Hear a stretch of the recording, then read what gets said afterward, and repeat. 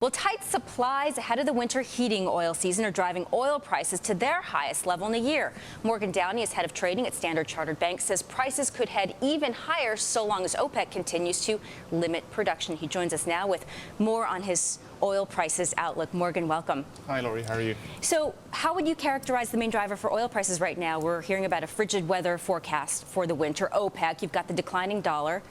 Yeah, I think we've seen throughout this year, we've seen OPEC have managed to hold enough oil off the market. They've cut production since the beginning of this year, more so than demand is down. So although demand is down year on year this year compared to last year, OPEC have taken more oil off the market than demand has fallen.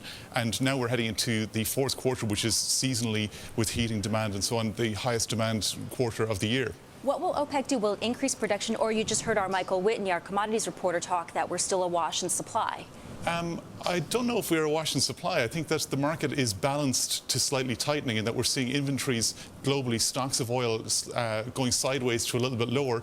And I think that OPEC's next meeting in Angola on December 22nd, they're expected to possibly have to increase production because prices at that time could be up to $85, $95 per barrel. Talk to us a little bit about OPEC cheating. We know that when prices are high, when prices are low, the OPEC members, they cheat. How much do you think, how much discipline do you think will play into the current price scenario if we get up to higher levels that we'll see better and better discipline from OPEC? Well, we're seeing kind of divergence within OPEC. You've got the large OPEC producers, Saudi Arabia and so on, that are maintaining their output cuts. And then at the side, you've got smaller OPEC producers that are cheating a little bit.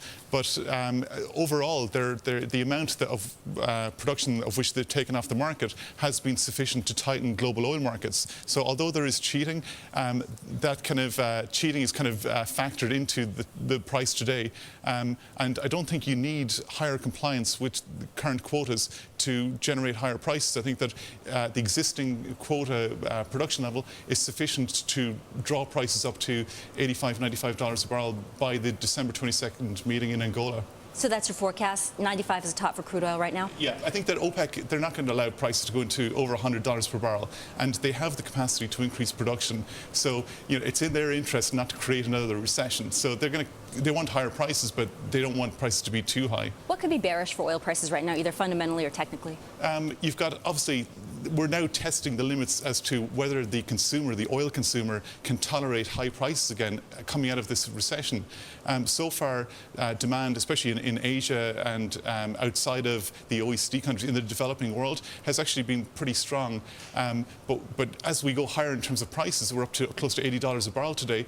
We're going to get to a level where the consumer may not be able or willing to pay those higher prices. So we're kind of testing the boundaries here as to how strong this economy really is in terms of will it support these high oil prices.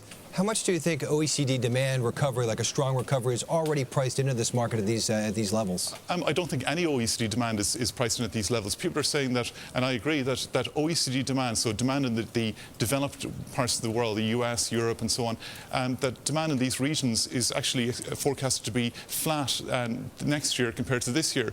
So all of the growth in oil demand over the next couple of years is expected to come from the developing world, China, obviously India, and so OECD demand is not factored in. If OECD demand increases, then I think that oil prices could go much higher than people are forecasting.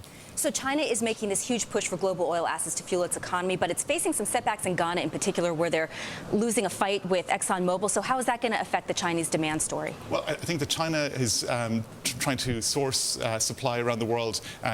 It's tried in Canada and Australia, and even in the US, it's been blocked to a certain degree. So Africa is the region of the world in which China is finding it easiest to invest in oil and gas production. And I think that China isn't just doing this to source supply for its future. It's also trying to diversify into hard assets, and oil production is a hard asset. They're trying to diversify away from dollar paper, which is continuing to weaken. Morgan, thank you for this interesting discussion on oil prices. Morgan Downey is with Standard Chartered Bank.